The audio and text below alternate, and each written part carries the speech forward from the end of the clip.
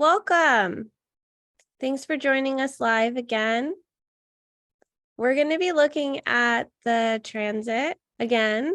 We're going to be bringing in the medicine woman as well, where it is about remembering and mindfulness. And Belle and I had a discussion earlier about the body as a portal and as this opportunity for you to meet life, to process what it is you're going through, to stay grounded within yourself. And yeah, Bella's going to explain this whole process that has been near and dear to her heart and something that she utilizes and uses every day in her life.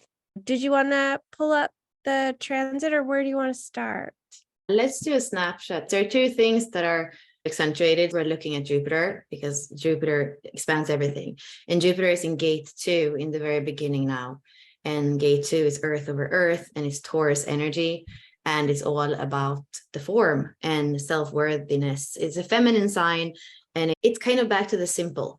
And we have had the North Node there for quite a long time, and now it just went into Aries. The North Node there showing us that's the trajectory, and now we have Jupiter and Uranus in Taurus. And of course, we have other Earth signs, which is we have Mars and Mercury in Virgo, which is mutable Earth. Here we have fixed Earth the first time we see it in the wheel, and then the second time it comes in the wheel is mutable Earth, which is Virgo. And then we have it last time in Capricorn, which is cardinal Earth. And we can see that we have Pluto there. So there are activations in the Earth signs. We have 5 different activations right now of the planets, of the points we're using in Earth signs. I feel drawn to all the third house activations. We have the North Node is in Aries, obviously, and it's in the 3, which is part of that channel of mutation. So I feel like anything that's in the third house, it's like it wants to be communicated. It's here to be talked about. And so we have Aries, which is all about like that individuality, the knowing yourself, being yourself, putting yourself into the world.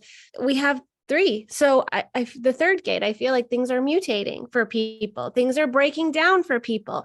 Things are breaking down so they can be built up. And whatever is not in integrity is going to be destroyed so that you can transform, so that you can integrate through that destruction and then pick a new way that is more aligned with your individual soul expression versus maybe the conditioning that you had once built yourself up off of. So whatever can't stay, won't stay.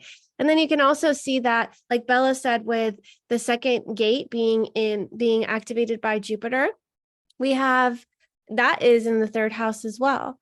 And this is the feminine, this is the receptive. So think about too, that being in the middle column as well. We see the 3 and the 60 and the 2 in that middle column.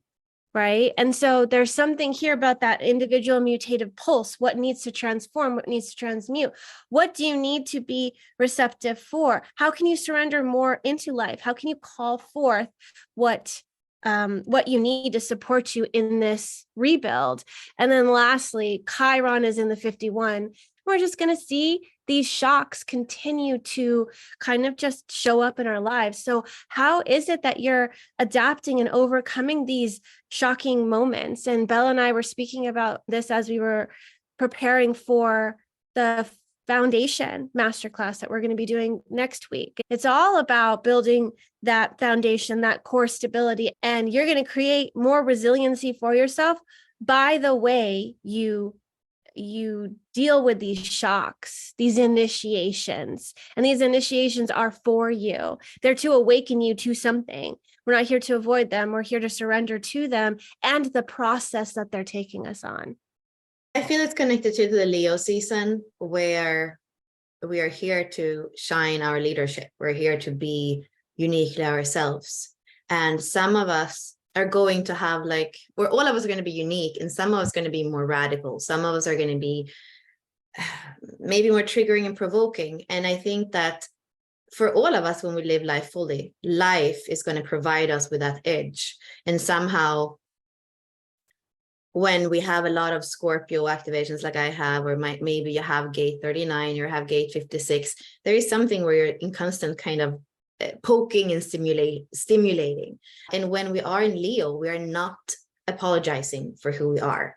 And Ashley, who's doing Spark Your Creativity, she was speaking about shining and being allowed to shine, and being allowed to shine even if other people don't choose or dare to shine. And so there's definitely those leadership themes that are coming up where we're asked, are you finding the courage to radically be yourself?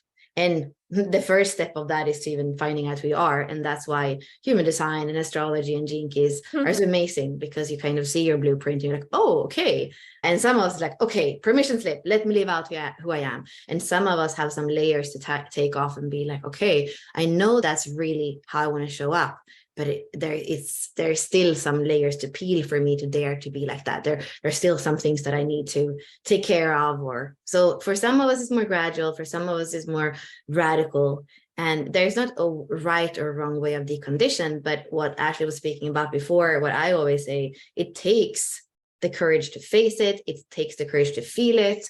And whatever comes to you in life is for you, is for nobody else. And going back to Design Saturn and the Foundation Masterclass, it's showing us really that process. Like when life shocks us, whether that is loss of a loved one or a diagnosis we weren't expecting, like on something physical, whenever life shakes us, we're kind of taken on this journey where we can say yes to the journey, or we can say, I don't dare, I don't want to know. Like doctor or whoever it is that takes care of what's going on kind of does it for you. But as long as you stay next to life and you don't welcome it and see that it's for you, then you're missing out on a potential for evolution, a potential for growth, and more than anything, that potential for a deeper stability, an inner stability, that whatever life throws at you, you're gonna not completely collapse or react to it. And that's very much that deconditioning process where John Martin, for example, I guess it came from Ra from the beginning, was saying we're just like this bubble, and like we're kind of moving around in space in this, I think he said, like, I don't know how many inches, like this bubble. And what we want to do is to stay as much as possible in the center of the bubble, because then it's quite easy to navigate. But when you're not in the center of the bubble, you're bouncing around in your not self with other bubbles and in your own bubble, then life just becomes kind of a struggle. But when you can have this passenger consciousness and keep your frequency in the center through certain authority of the bubble, you actually can enjoy the ride and observe what's there and live it out the way that your design is so intelligibly built to live it out. I was just thinking about John Martin before you mentioned him, and I was kind of a little bit afraid of mentioning it, not because I want to judge him. And it's interesting for me to say that, or come out and say that. I want to judge him for taking his life, because I'm like, how is that trusting the process? And I don't know. I'm not in him. It is his decision, but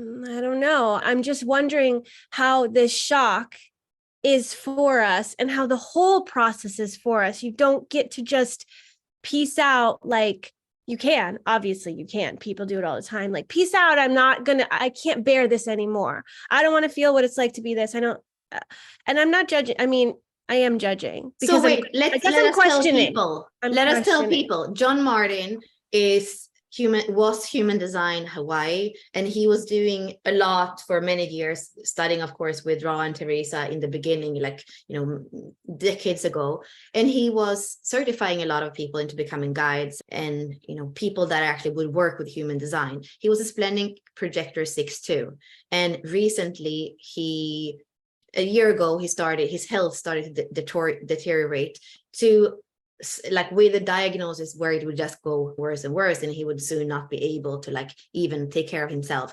And he decided to opt out with that kind of help, that you can choose if you don't want to live anymore. But he wouldn't have died like that if he wouldn't have like taken whatever, medication, whatever you take in order to kind of end your life. So that's what Ashley is speaking about. And this happened not even a month ago, I think. So it's kind of fresh in the human design community. And for those of you who are more in the Gene Key community, maybe you don't know about John Martin or even about this because it wasn't like as expressed in the Gene Key community.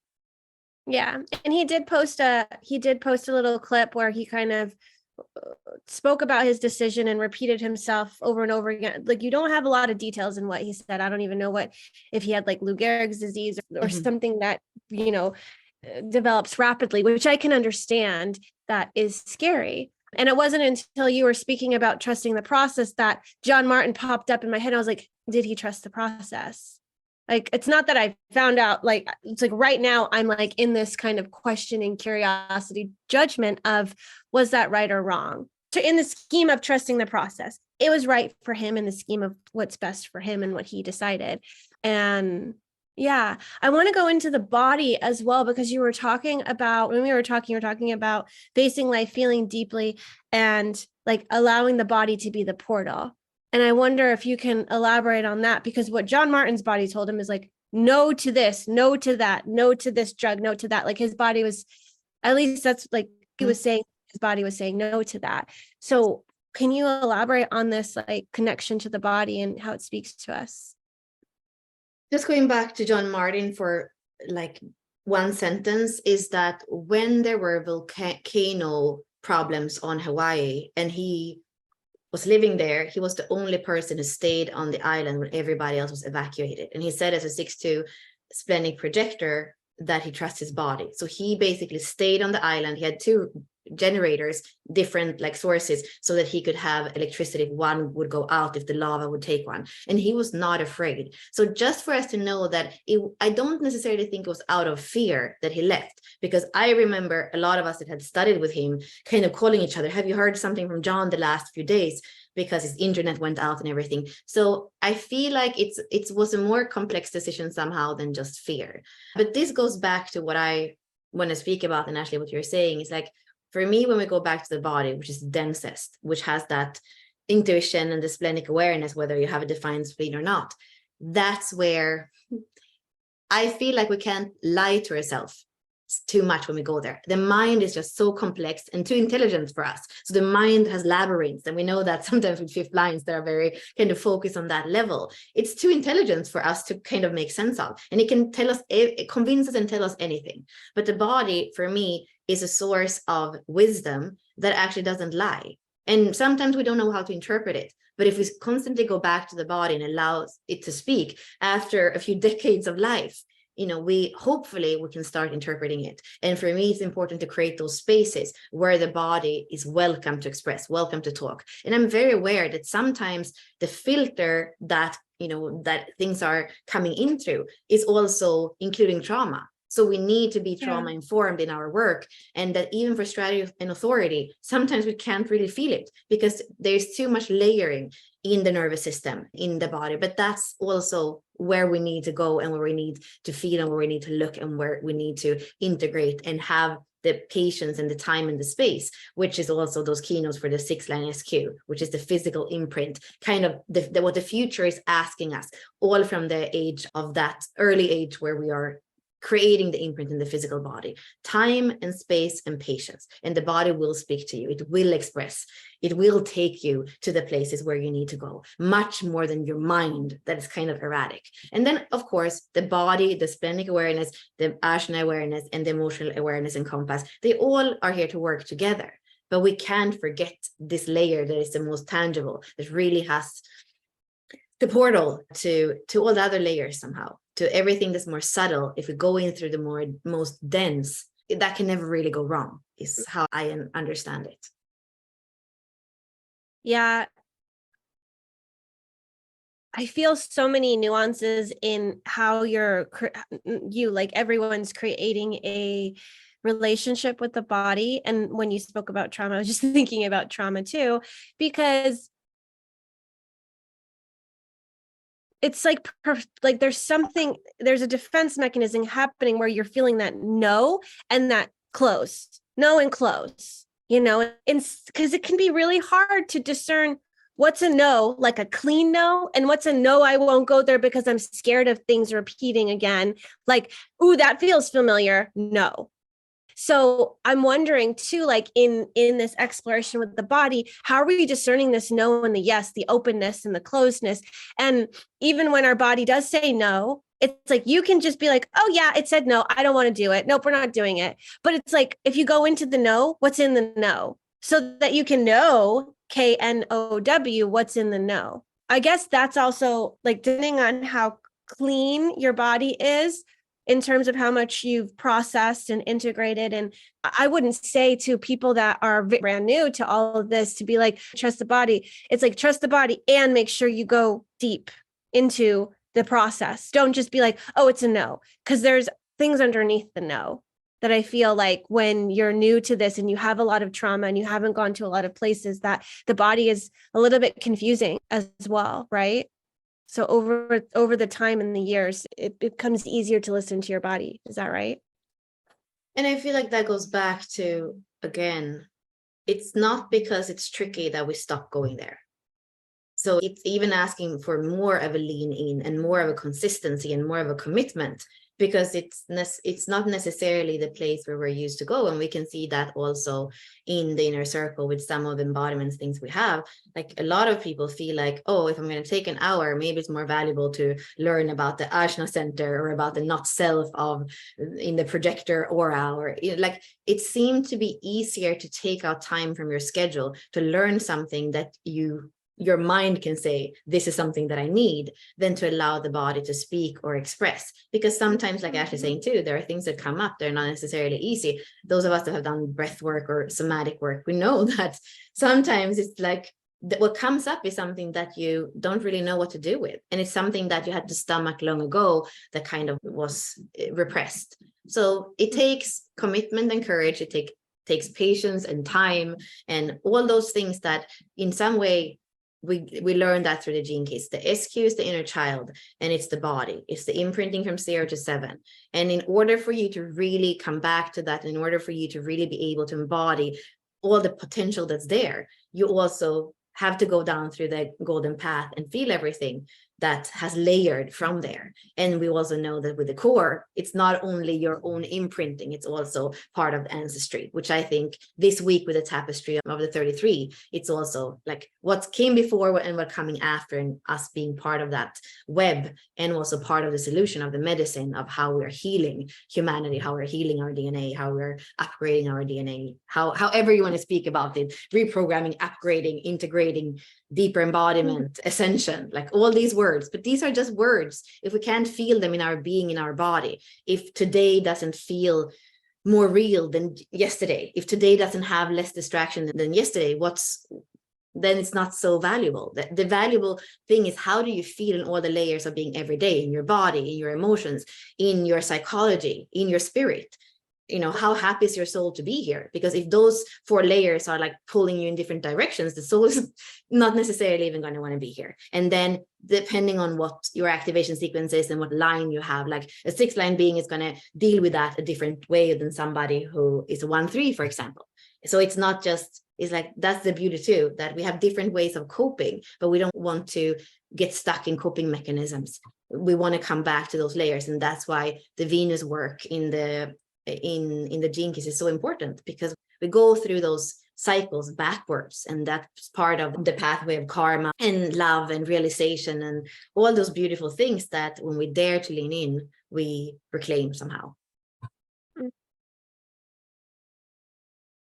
Yeah, so I suppose for those of you that are coming into these systems, and it can be really heady in the beginning, and I know that as a 5-1, I wanted to understand things. I wanted to understand myself, but it wasn't until a few years into this that the body started to become really important to me, and I found more transformation in the body than I did in the mental things. It was like the mental understanding really just created a box for me to be like, defend myself somehow. Like, this is who I am. Stop messing with me. And now it's like, I get to just come in and have this like felt sense of peace and knowing like, yeah, this is who I am. And obviously things still come up, but like I have the 10 in my purpose sphere, and self-obsession is when you're trying to understand yourself. You're obsessed with looking into yourself. Being comes from the space of like the I dissolves. It's like, I just am. I don't need to know. I don't need to search. There's no more seeking. It's just this natural beingness, And I think that's the place of peace. It's like, can you feel at peace in your being, in your body? Like Bella said, can you tune into these subtle layers? Like your physical body, how do you feel in that? Your mental, emotional, spiritual bodies. Like, is that clean? Do you have any resistance in those places? And that's where the excavation comes. But you can't get to these other places if you have so much like density and like stuckness in your body, you're not going to have the sensitivity to feel it because you're not feeling anything in your body. So that's why I think in the inner circle and a lot of our containers, that's why we focus on, the body and somatics and trusting what comes up. And sometimes different people are popping at different times, and like, we're here to support when you do pop. Yeah. And daring to take the support too, because sometimes we kind of withdraw and we separate, and that is the newest core wound, right? The separation or isolation we have in the 6th line.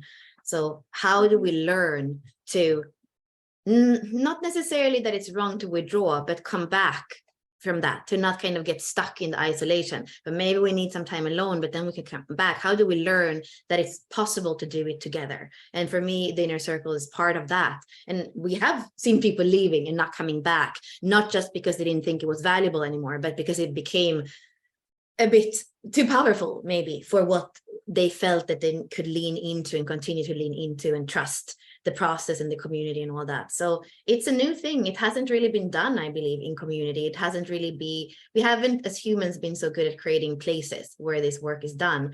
But I believe that we have the awareness, we have the embodiment enough to actually do this together. And somebody has to start. So let's start.